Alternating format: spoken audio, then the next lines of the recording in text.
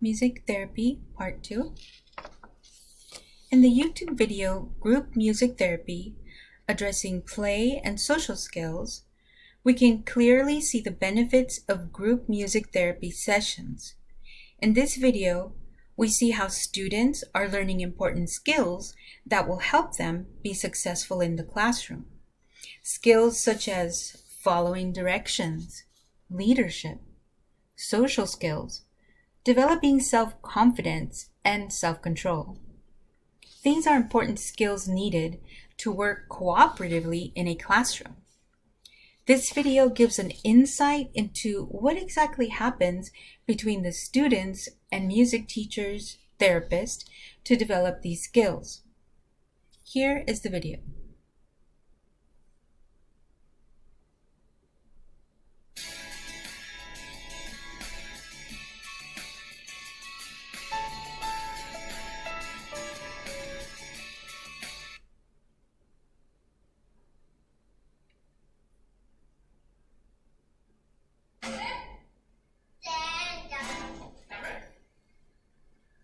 Sit down. Touch your head. Stand up. Put your hands on your knees.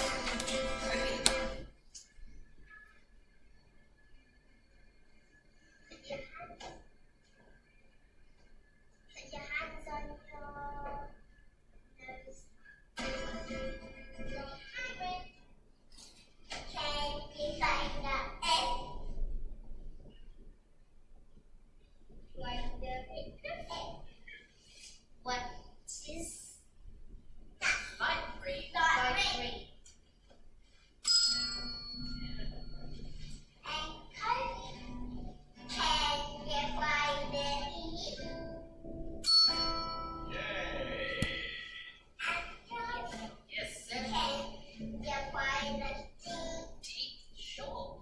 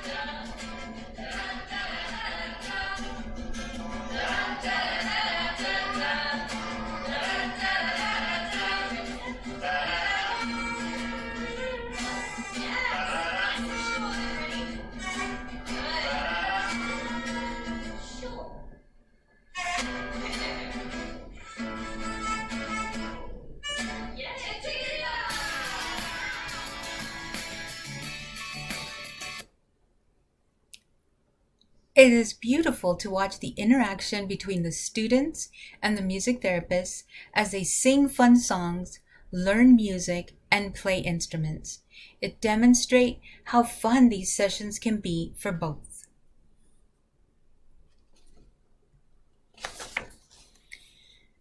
Allison Patterson, who wrote the article Music Teachers and Music Therapists Helping Children Together, believes that the students are better served when they receive a formal assessment that includes and omits musical stimuli.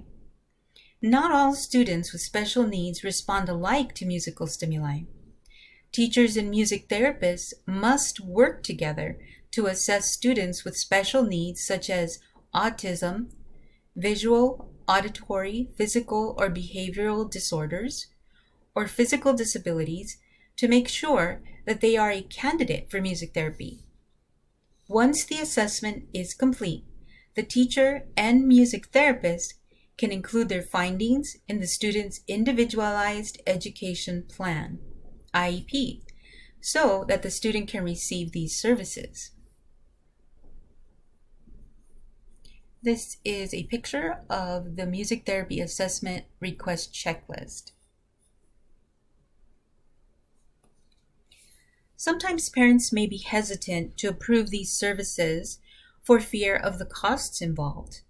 However, the Individuals with Disabilities Act IDEA states that if the child's IEP specifies that an artistic or cultural service, such as music therapy, is a related service for the child, that related service must be provided at public expense and at no cost to the parents. Children with special needs can benefit from music therapy to help them feel comfortable in the classroom. Some people may have the misconception that children with autism should not be taught music because they will not get it.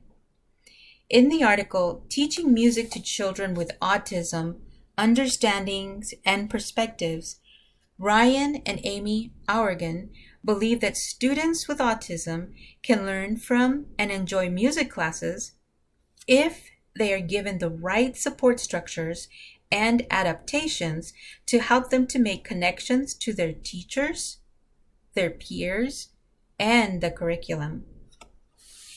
They discuss in depth what autism is, the spectrum, and the communication strategies that children with autism can understand. They feel that even though children with autism may not be verbally responsive, you are still getting through to them. They discuss classroom behavior, disruptive behavior, how to model appropriate behavior, and how to understand these students so that they can be more independent in the classroom.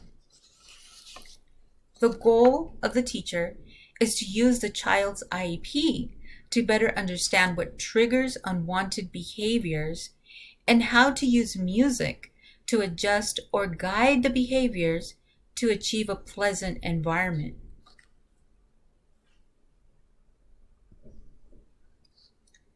As stated before, chemical and physical changes in the brain allow for children to learn new things. However, this is not the case for children with a learning disability or special needs. Due to the process of mainstreaming children with special needs, many teachers find themselves in difficult classroom situations and without proper training.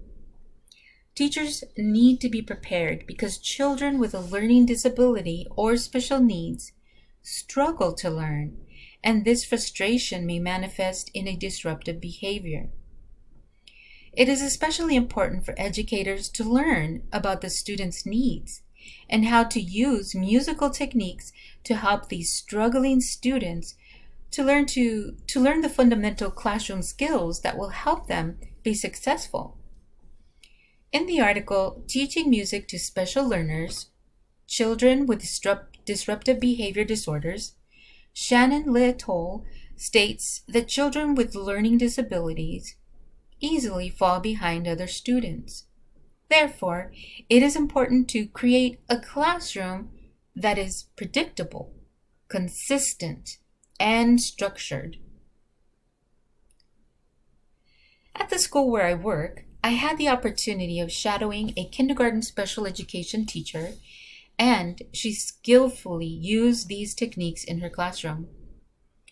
I remember how she had clear expectations for desired behavior because she not only had the written rules chart and pictures, but she would always remind the students what behaviors she wanted to see. She would say things like, "I see Kevin cleaning up. Great job, Kevin. Kevin is showing me that he is ready for recess. Thank you, Kevin." And this usually got other students to do the same and created a positive environment. She also had a self-monitoring reward system that involved play money. When students were following the rules, she would give them $1 of play money, which they could use to buy things at the end of the week from the treasure box. However, when a student was not doing what was expected, She would talk to him, and then he or she would realize that they had to pay or lose $1 of play money. Sometimes the children would protest, but she would restate the rules and then they would comply. She was amazingly patient and calm. As we have learned, music can stir up many feelings. Music therapy is a way to recuperate not only our physical but our mental health. A learning disability or special need can be challenging for a music therapist.